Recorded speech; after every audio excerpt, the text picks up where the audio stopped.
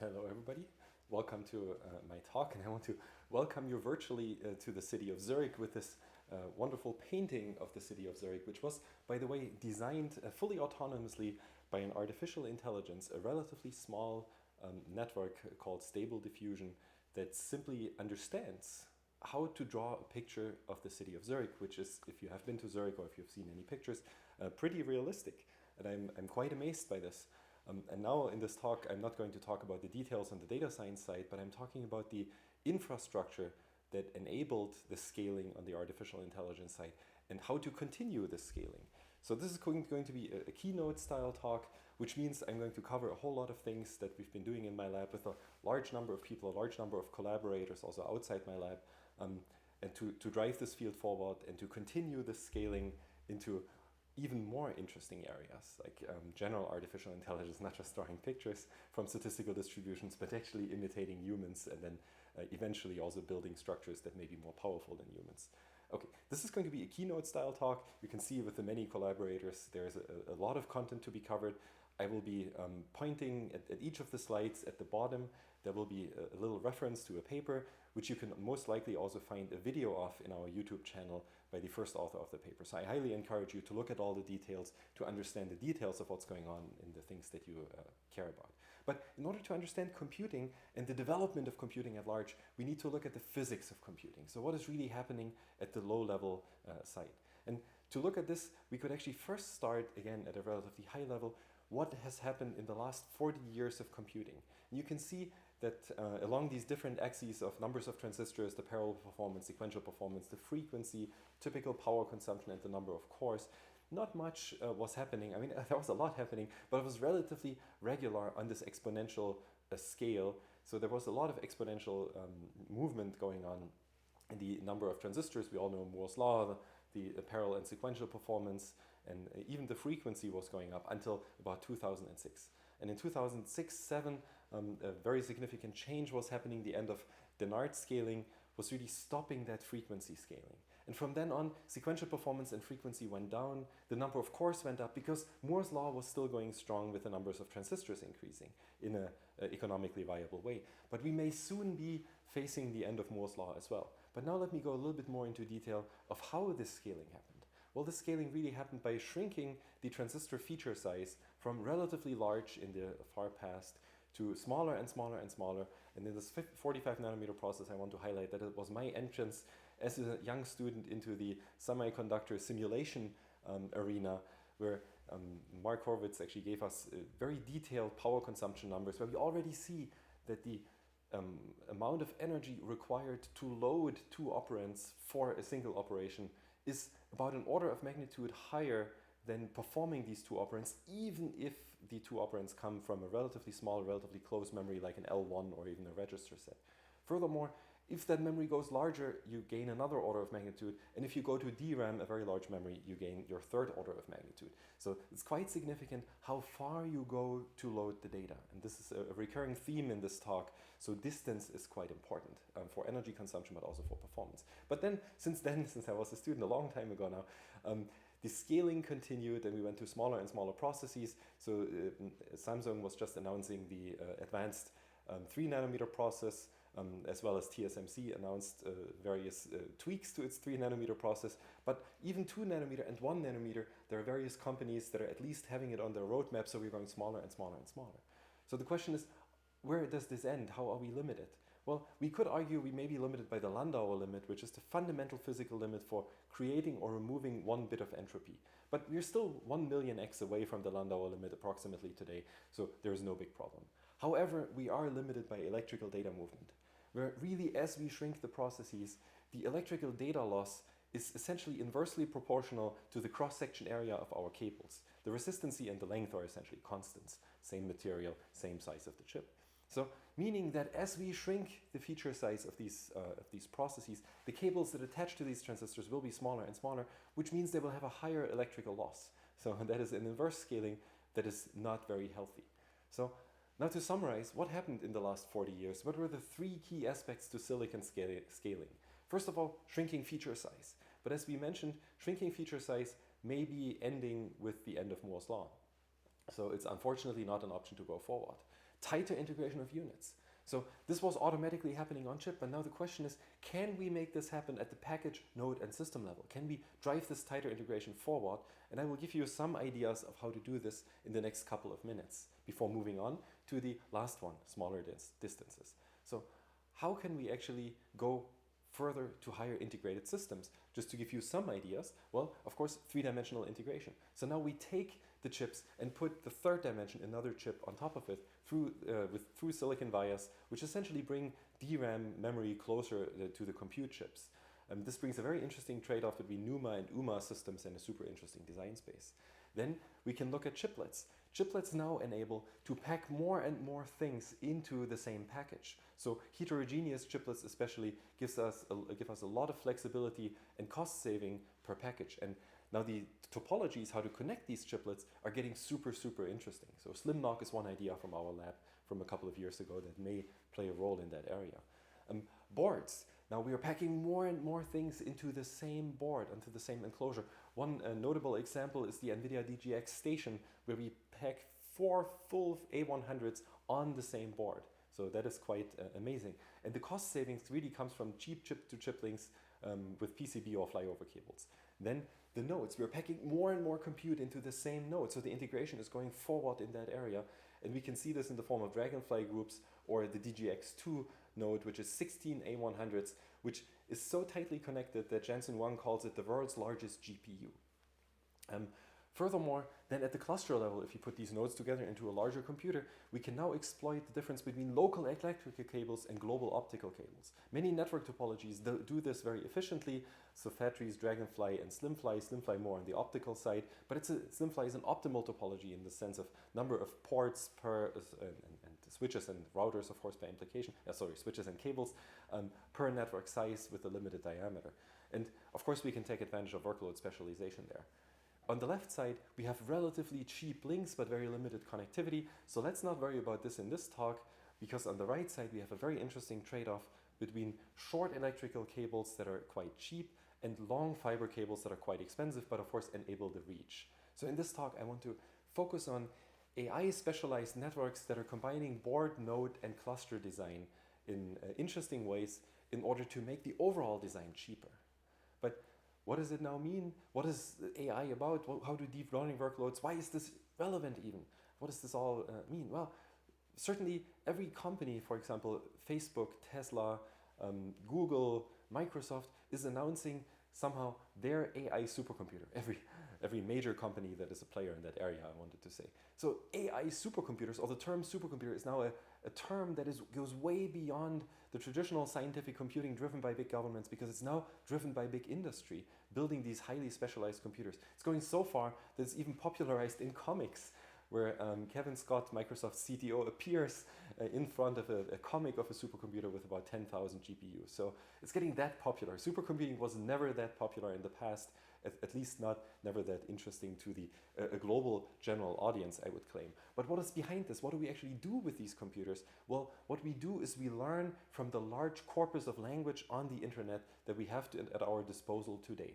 So essentially, we take a text like the text that you can see, we remove some words randomly in that text, for example here, the underscore may, question mark, injure a human being, and then we run this through a mathematical function represented as a deep neural network, in this case a transformer network. But at the end, it's simply a rather complex mathematical function that is parametrizable by so-called weights.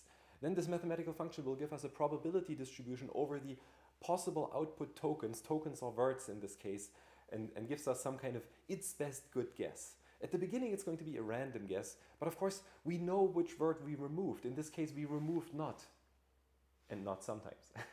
And then what we do is we go backwards and we update the parameterization, in brackets, the weights of this function layer-wise with a stochastic gradient descent or a backprop essentially, in order to, at the next shot, be more likely to predict not in this case. So we are now biasing this function with the true data. We keep doing this over and over again in an iterative process for many hundreds of thousands, if not millions of operations. So we do this on big data, a lot of data, 500 billion tokens, but the internet is much larger, as you can imagine.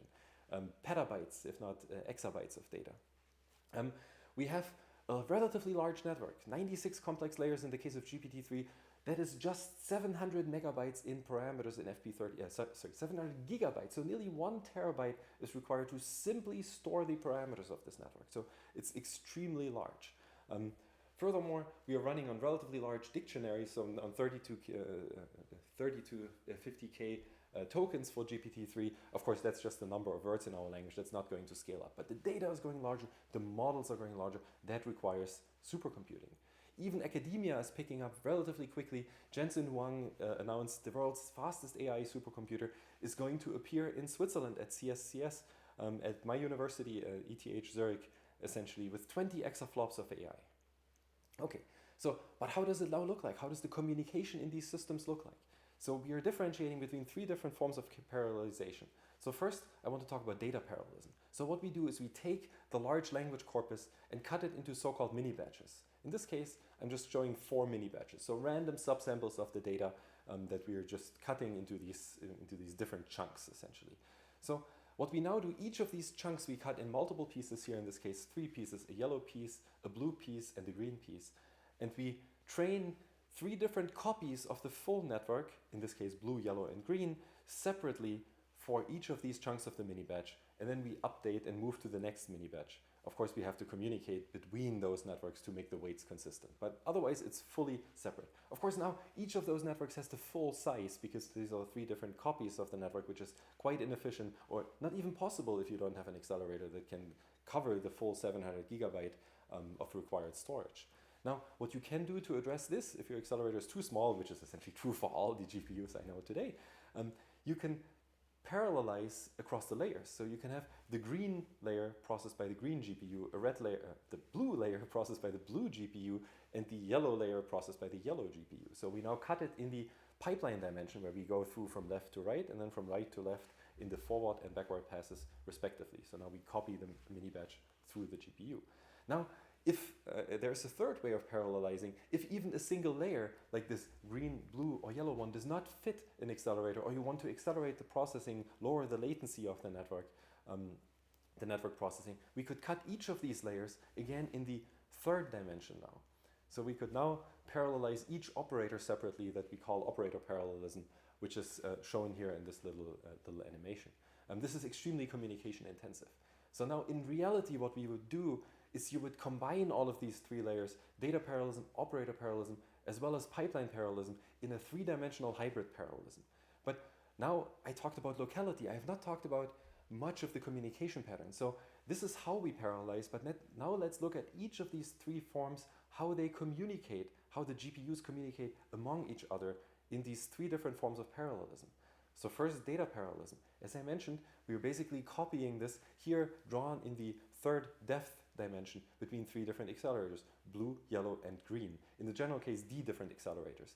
And we usually implement this required all reduce, the summing of all the weights, with a simple ring algorithm where every node communicates with exactly 2 nodes along a pipeline or a ring. And the pipeline parallelism is now here from left to right. And we can see again the blue, the yellow, and the green accelerator. And we can see that every accelerator is also communicating with exactly 2 neighbors, the left and the right neighbor, besides the first and the last one who are just missing the left and the left or right neighbor respectively.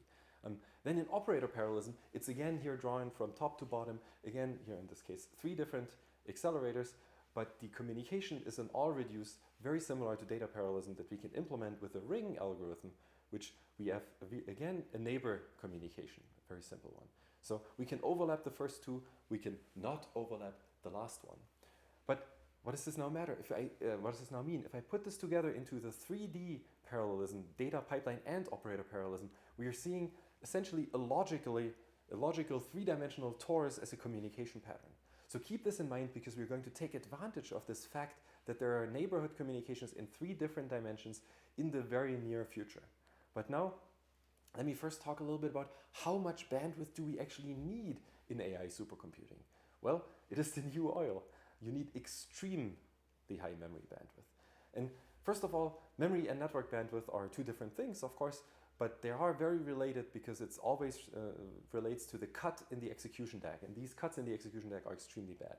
However, That doesn't matter for this discussion. The memory bandwidth is going to be satisfied by HBM3. So SK Hynix just announced 2 months ago, essentially, that they are going to supply HBM3 extremely high high bandwidth memory to NVIDIA and basically everybody else. So we are assuming the local demand of high bandwidth in the memory can be satisfied easily and at relatively affordable costs. I'm not saying cheap, but affordable cost. But now the network bandwidth is a problem.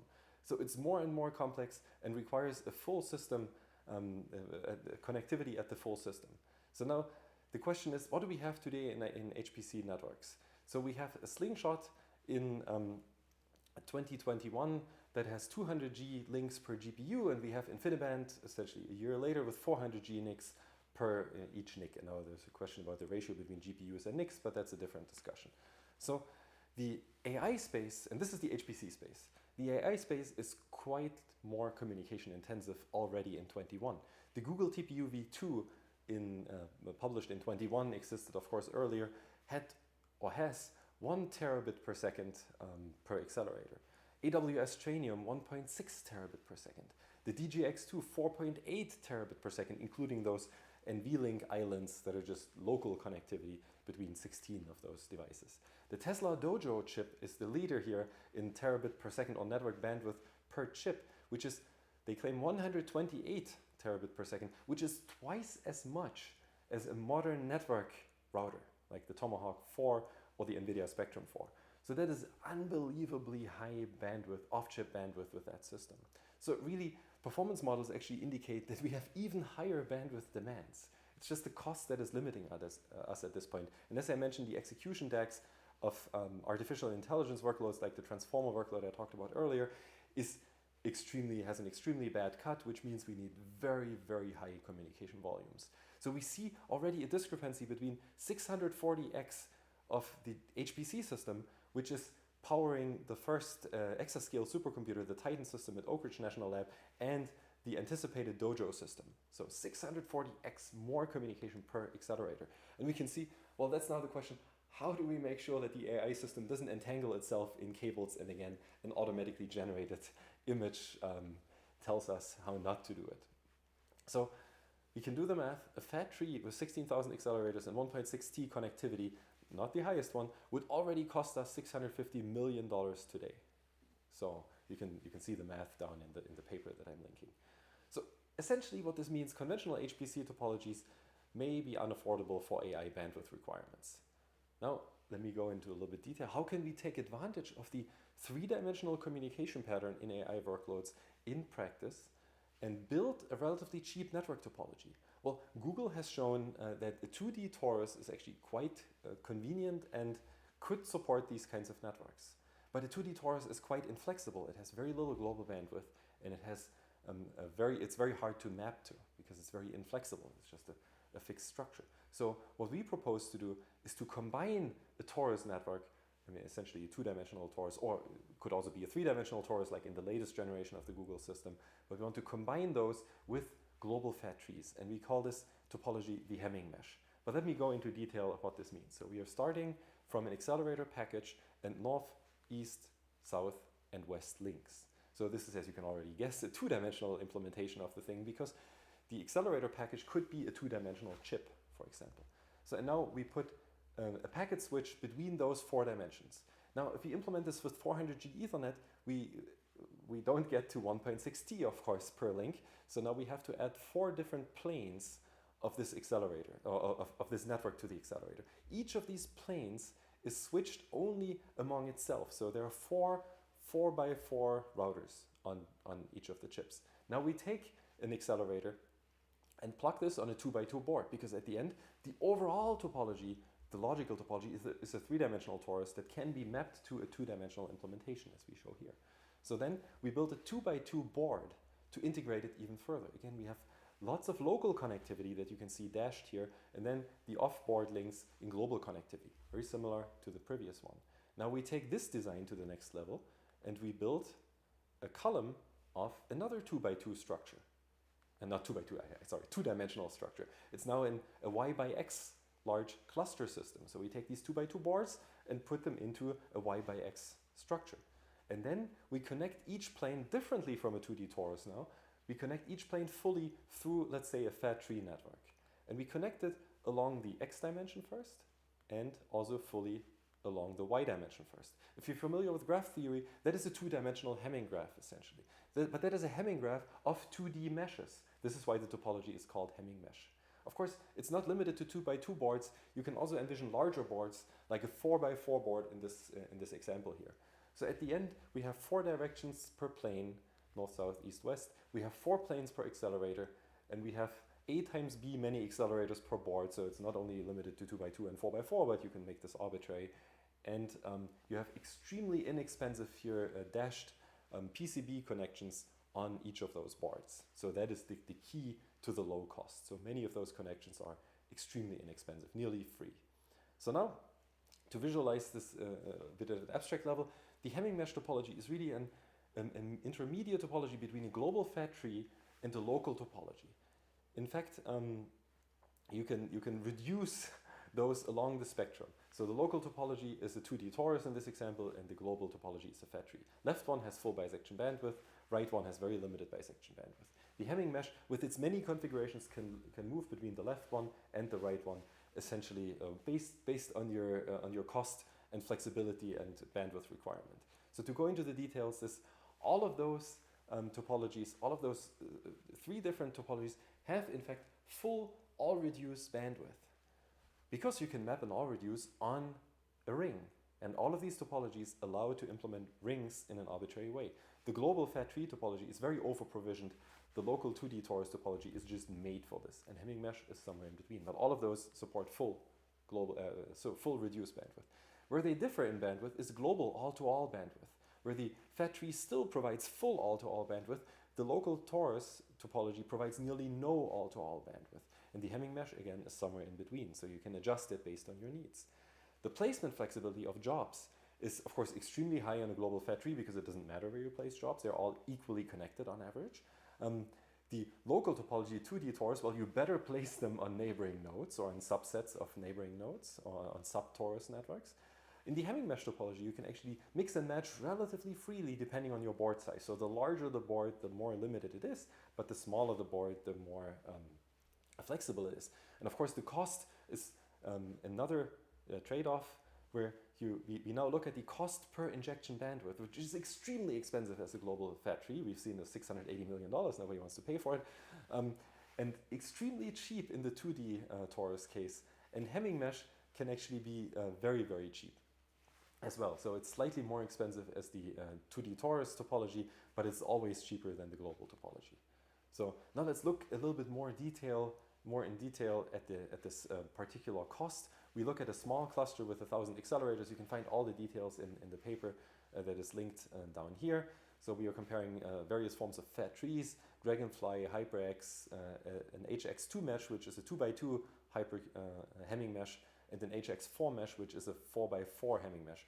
In fact, a 2D HyperX is simply a 1x1 Hamming mesh. So it is also a form of Hamming mesh or a special Hamming mesh variant. And then we have a 2D torus. You can look at the cost yourself and see it's a factor of 10 difference between the non-blocking fat tree and the 4x4 Hamming mesh. You can look at the global bandwidth, which is a simulation result, packet level simulation run on SST, more than 0.6 million core hours spent on all these simulations. You can see a full injection bandwidth for the non-blocking fat tree and about 25 or 11% for the Hamming mesh, different variants. Now this is the local cost per global the relative cost per global bandwidth with respect to the fat tree. So fat tree is 1, HyperX is 2.1, so it's better than the fat tree. Hamming mesh in its 4x4 configuration is still about the same cost per global bandwidth. Of course, the global bandwidth is lower, but the cost per global bandwidth is high, is also lower. So then the all-reduced bandwidth, as I mentioned, pretty much all of those have full bandwidth we can see as relative to peak. And then the all-reduced saving is now, of course, 10x because the Hamming mesh is 10x cheaper. For larger configurations, so here's also the diameter in case you're worried about this. For a larger configuration with 16,000 accelerators, we can see that the Hamming mesh is the cheapest one, the Hamming mesh with a 4x4 configuration, where it's 1.7x cheaper per global bandwidth and nearly 15 times cheaper per all reduce, because the cost itself is about 15 times cheaper.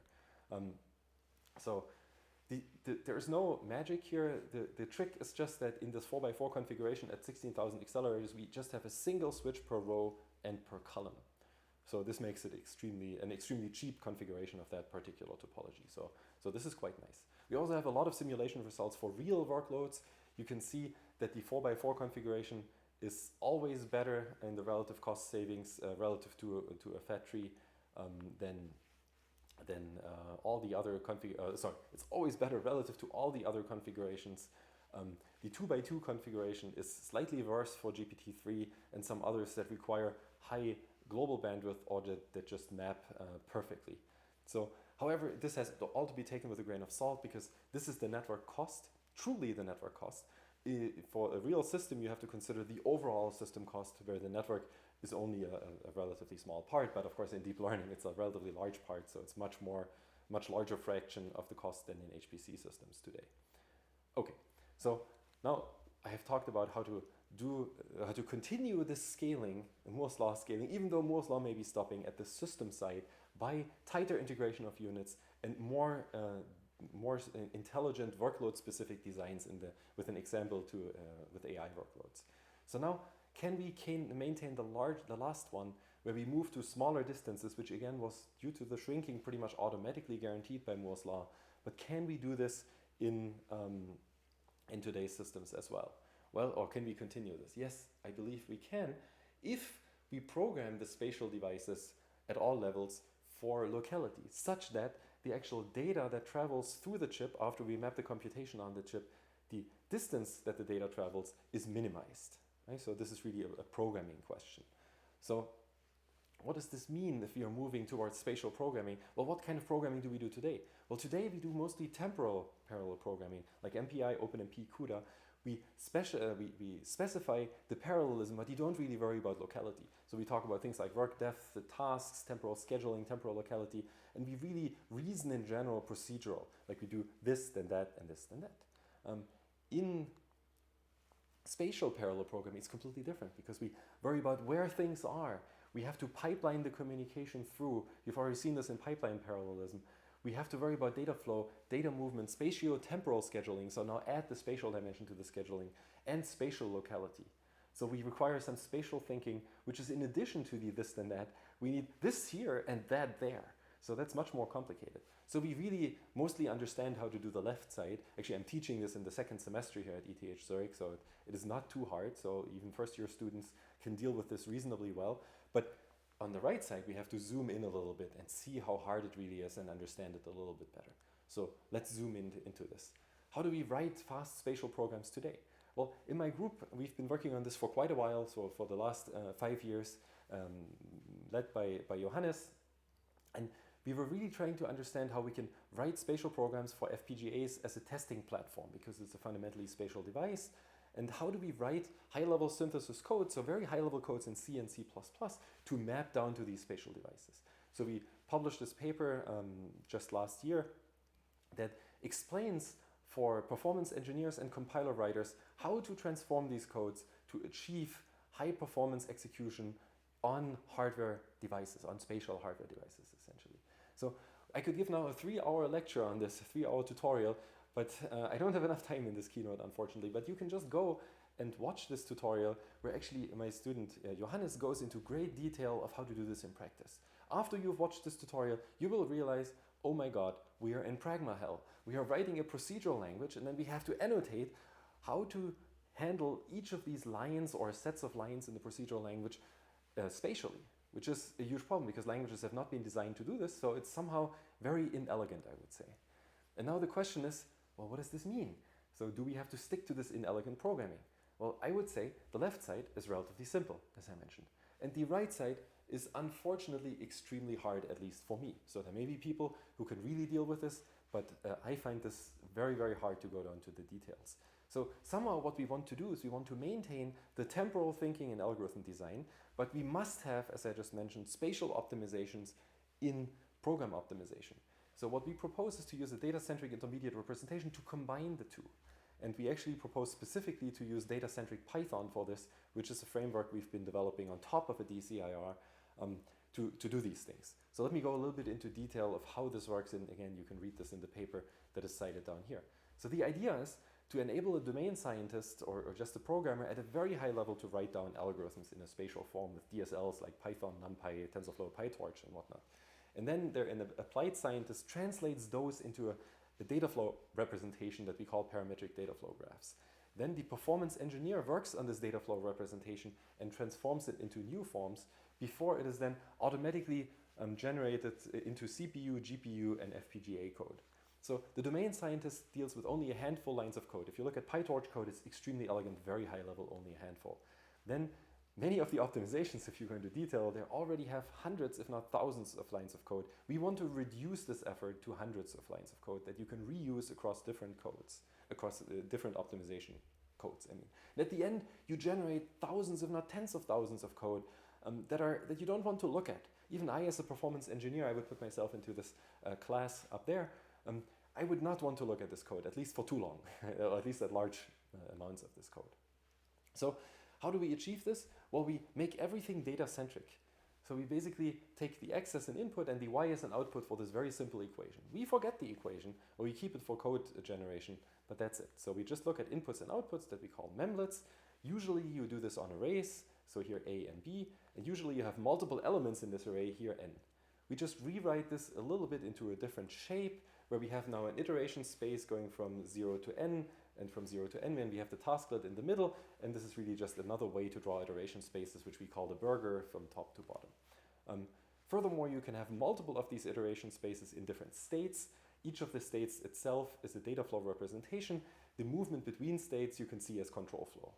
So it's very similar to LVMIR, but in LVMIR, we don't have the explicit spatial component within the states. You can then have different containers, computation, data movement dependencies, and parallelism at states.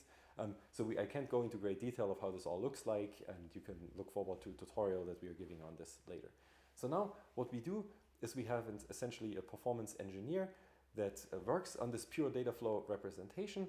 Because all data movement is explicit, then the performance engineer can understand it. That leads to this automatically generated code for CPU, GPUs, and FPGAs.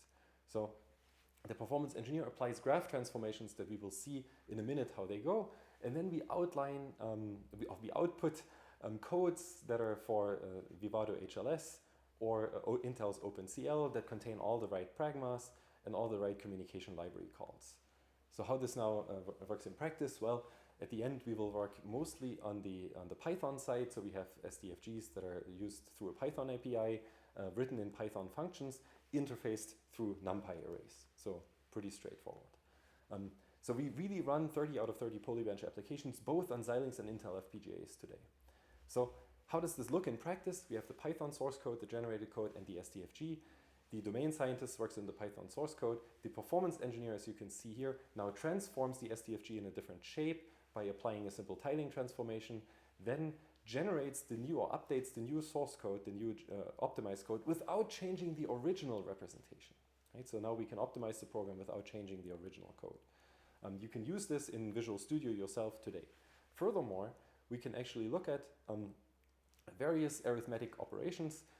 So we can look at various flows in this graph. So we can actually configure the graph to show us the number of flops for each of the elements parametrically, and then the data flow among each of these elements in a very fine-grained way that is very useful for a domain scientist or a performance engineer in this case. Furthermore, we can actually zoom into specific regions of this graph, as you see here, the subgraph in red, and we can look at the details of the array accesses, specifically at the reuse distance, or we can simulate cache accesses, and we can see which elements of these arrays are accessed very often, here in red, or not very often, here in green, or missed, not accessed very often, but really missed in terms of reuse distance in a fictitious cache. Then we can also replay the movement, as you will see in a couple of seconds, going through the iteration space. So we have a k first loop here, as you can see, and then a j next loop, and then an I last loop. And you can look at every single memory access in this shape to understand really what's going on in great detail on your architecture. So this provides a very useful tool for performance engineers. What we did is we implemented with this framework, parts of a weather code that is used in Switzerland with Meteo Swiss, just some senses of this weather code in this representation, and we mapped it essentially through fine-grained dependencies on an FPGA. And I just want to show the results of the framework that we call TensorFlow, and you can look at the details at the bottom in my last minute. And we do have relatively complex stencils here that are relatively complex stacks to really tame the weather with many floating point operations, not so many data-dependent branches, but a really bad arithmetic intensity. But it's quite good on a spatial device. So, okay, so just to show you very quickly the last result. So we ran this on a Stratix 10, we get about 145 gigaops per second. This is significantly faster than a 12-core Xeon that is about the same age and same cost. We have compared it to the P100 or V100, we are unfortunately slower, but you can see that they have nearly 10x more memory bandwidth than our little Stratix 10. So if we allow the Stratix 10 to have infinite memory bandwidth, assuming it would have HBM, we could get up to 513 gigaops per second at 318 megahertz and 50% DSP utilization. That is nearly competitive with a V100.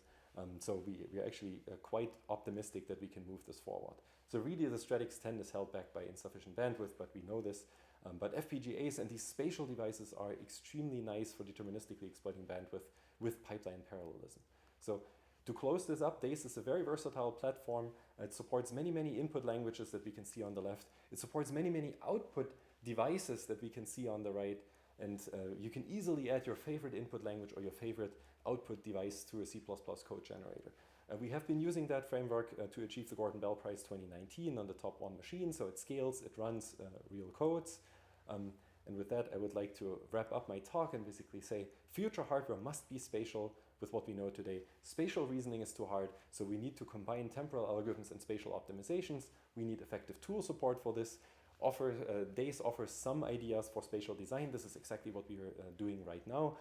Please, if you like this kind of work, join our group. We have many open PhD and postdoc positions to work on this exciting topic. We have early results that look quite promising. Modularity will be extremely important. I haven't had the chance to talk about this, but there's a paper coming forward at ICCAD about exactly that, on which we call temporal vectorization, so just Google for that. And if you want to see more of our lab members or myself speak, go to our YouTube channel, which is down here. Which you can see down here, or you can just Google for a scalable parallel computing lab. With that, I would like to finish my presentation, and I'm open for questions. Thank you.